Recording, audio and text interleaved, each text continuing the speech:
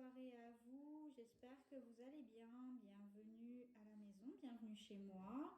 Donc on va terminer en fait sur les deux chakras que j'ai préféré privilégier parce qu'il y a un peu plus à dire et il y a une connexion spirituelle derrière.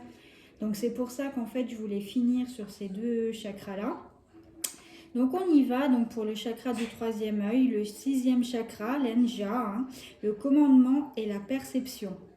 Donc il est situé au milieu du front et des sourcils, centre énergétique de la conscience et de la spiritualité, au carrefour des nadis, Pingala et Ida.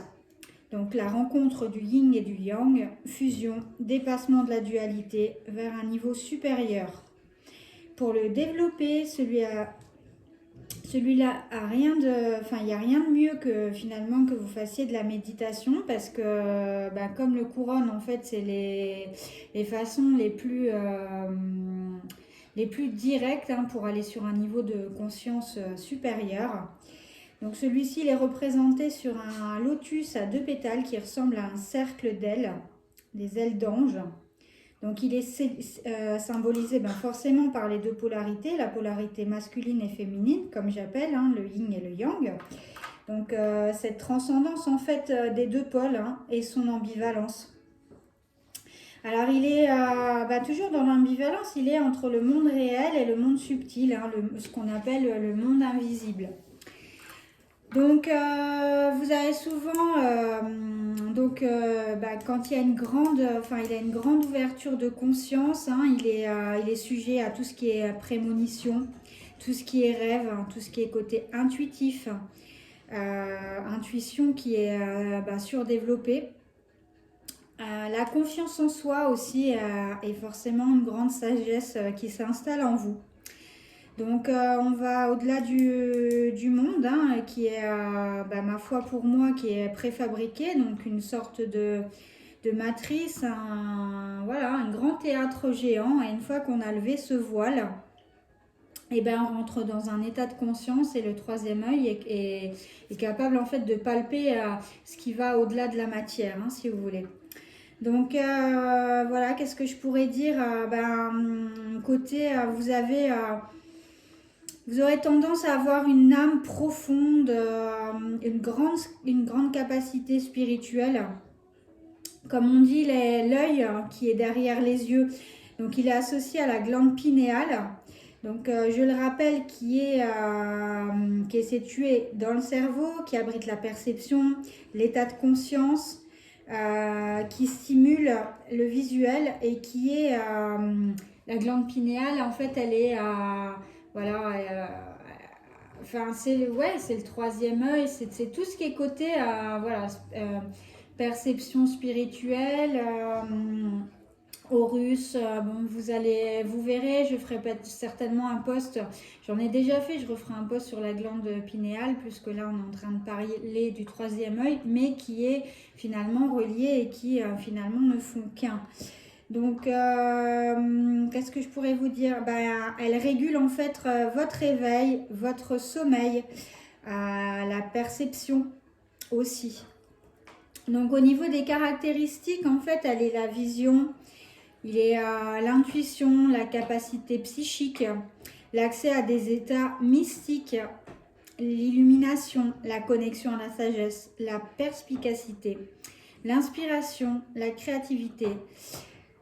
C'est un peu comme si vous voyez le monde mais avec les yeux fermés en fait, et il y a un monde, une autre réalité en fait qui se crée, qui s'installe, et vous allez toucher à l'invisible en fait, à un autre état de conscience qui est beaucoup plus élevé. Et encore une fois, je le redis, tout ça vous ne pouvez pas l'avoir si vous ne travaillez pas, si vous ne décidez pas en fait de lâcher certaines choses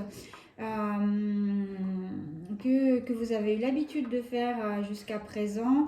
Donc mettre des plans d'action, réparer en fait, aller réparer votre enfant intérieur, vos blessures, aller dans le pardon, et vraiment méditer, aller en forêt. Et c'est la seule manière finalement d'activer votre troisième œil et votre chakra couronne qu'on fera juste après. Donc il nous connecte à l'infini, à des possibles.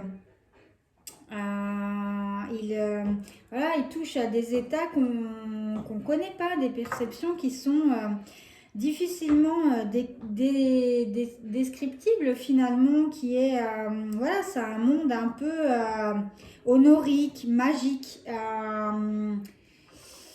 et un état de conscience, encore une fois, qui est complètement, voilà, qui est supérieur. Vous allez aller visiter un peu l'irréel. Bon, naturellement, il y a des personnes qui sont absolument pas ouvertes à ça, mais c'est parce que le chakra du troisième œil n'est pas ouvert, mais on va le voir ensemble. Et pour d'autres, pour ceux qui font ce parcours initiatique en fait sur le développement de soi, le côté vraiment spirituel et qui nous pousse aujourd'hui à dépasser en fait, à déchirer cette matrice, et bien forcément vous allez titiller en fait ce chakra du troisième œil, et vous allez aller vers le royaume de l'impossible, de l'au-delà en fait, hein. Donc quand il est déséquilibré, malheureusement, il y a côté dépression, on est assez égoïste, hein. On se sent englué dans son quotidien, on n'a pas de perception sur les choses, on reste immobile, prisonnier un peu de nos propres barrières. État de conscience nul, zéro. Enfin nul, zéro, voilà, vous vivez en décalage en fait, vous êtes à côté de votre corps finalement, hein. Dans un monde que vous êtes monté de toutes pièces parce que vous devez avoir une connexion et vous savoir vous placer aussi un petit peu dans le monde, ce qui est vraiment primordial, hein, comme on dit. Vous êtes l'acteur principal, et c'est vrai que d'avoir ce côté troisième œil, c'est pas dans ce que quand vous allez m'écouter, vous allez vous dire, mais attends, mais j'ai pas forcément envie d'avoir voilà, d'aller voir l'au-delà, le spirituel ou quoi que ce soit, mais être spirituel, c'est pas forcément qu'avoir des dons ou voilà, le côté honorique, hein. Vous pouvez très bien être dans la bienveillance envers les autres, avoir la foi que les choses elles vont bien se passer. C'est beaucoup de choses, hein, derrière, hein. Donc vous êtes encore une fois dans le côté, quand il est déséquilibré, vous avez une approche incohérente en fait, hein. Vous avez du mal à vous réaliser, vous rejetez, hein, du coup ce côté spirituel, vous avez un manque de clarté, et au niveau vision d'ensemble, c'est pas ça, et une grosse soif de pouvoir. Donc dans un monde où on est censé vivre en communion avec les autres, forcément vous êtes en décalage, et vous finirez par souffrir en fait, et être seul parce que incompris parce que vous ne vous comprenez pas, et puis les autres ne vous comprendront pas, donc vous serez dans une dualité permanente, encore une fois, hein, côté yang et côté yin, qui est aussi en fait votre équilibre pour être centré, et vous serez voilà, vous aurez en permanence des comment je pourrais dire ça, des symptômes, vous serez défaillant, quoi, hein. Au niveau lithothérapie, on a, pour soigner en fait et développer ce chakra là, vous avez l'amatisse, vous avez le saphir de Ceylan, vous avez l'œil de faucon, la fluorite violette, le lapis-lazuli, la pierre de lune, la fluorite, l'arc-en-ciel, l'aventurine, le bleu et l'azurite.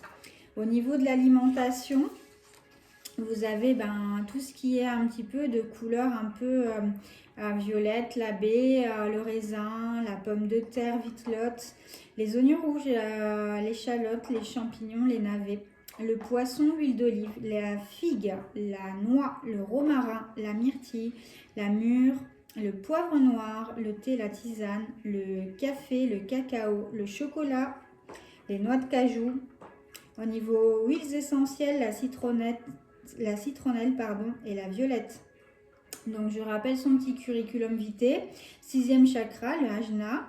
Donc forcément la divinité du yin et du yang, donc le côté féminin et masculin.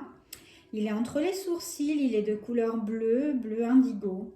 Le symbole, les ailes, un peu comme les ailes d'ange. Hein, au niveau des sens, il développe le 6e sens. Donc voilà, vous allez toucher sur des choses qui ne sont pas palpables, mais qui sont vraiment importantes parce que des fois, vous pouvez avoir l'intuition qui est vraiment développée. Vous allez avoir un peu moins de mal à déceler les mensonges, les personnes qui essayent d'user de vous, et je trouve que c'est quand même une bonne chose. Si vous voulez pas aller dans le côté spirituel, on ne vous demande pas voilà, d'être cartomancienne ou de tirer les cartes, mais d'avoir une intuition un petit peu développée pour sentir les choses qui viennent à vous et savoir vous protéger aussi, hein, surtout dans ce monde.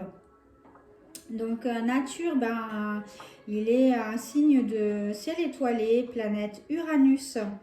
L'animal totem, j'ai pas trouvé, je sais pas, j'ai pas su voir.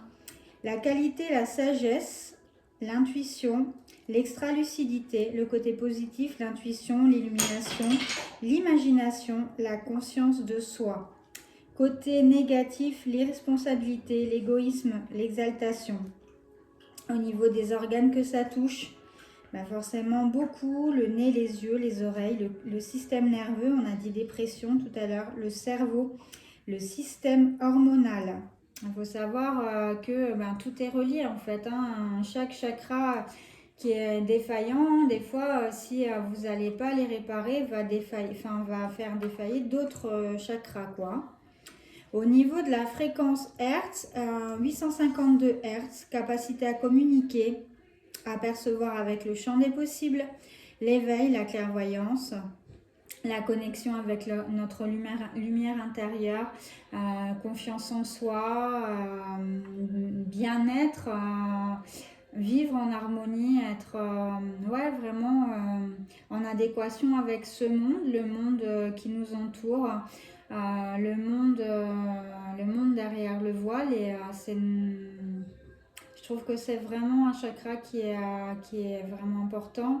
Comme je le dis, ils sont tous, mais voilà, ça c'est... si vous voulez interagir dans ce monde, c'est bien d'avoir le 3e œil qui est ouvert. Si vous avez... si vous voulez en fait qu'il soit développé, méditez. Je remettrai des vidéos des fréquences qui le développent. Et ayez confiance en vous et n'oubliez pas l'importance des petits pas. Il ne faut pas regarder, on a tendance à vouloir aller regarder le sommet de la colline parce qu'on veut avancer vite, mais on ne se rend pas compte en fait de l'importance de chaque pas qu'on fait, parce que finalement on ferme une porte après une compréhension, on en ouvre une autre et on intègre beaucoup de connaissances, beaucoup d'humilité, beaucoup de... voilà, on est confiant parce qu'on a avancé, on regarde hier avec beaucoup plus de sérénité et on est comme des petits lionceaux qui avancent pour devenir des lions finalement. Donc au niveau des cartes, donc le chakra du 3e œil, la fréquence du chakra du 3e œil, la fleur de vie, indigo, renforce notre intuition et notre savoir intérieur, notre imagination et notre pouvoir psychique. Et ça nous dit, je me fie à mon intuition, à ce que je vois et ressens intérieurement, mon 3e œil s'ouvre de plus en plus. Voilà pour le troisième œil. Puis on va terminer sur le chakra couronne. Donc si ma vidéo vous a plu, encore une fois, je fais pas l'influenceuse, mais c'est toujours sympa. Là, vous mettez un peu plus de commentaires, mais peut-être parce que je le spécifie. Mais je vous assure que je fais des recherches, j'essaie d'aller voir au plus poussé en fait les indications que peuvent nous fournir ces chakras, et du coup moi ça me pousse à me dire que ça vous plaît en fait, et que je continue et que on développe sur d'autres vidéos, et même un pouce ou voilà, c'est pas pour avoir de la visibilité, c'est juste pour me dire que ben, je fais bien mon job en fait, tout simplement. Pour le reste, après, je laisse ça aux autres. Je j'ai pas d'ego à combler en fait. Voilà, voilà. Allez, je continue. Ciao, ciao.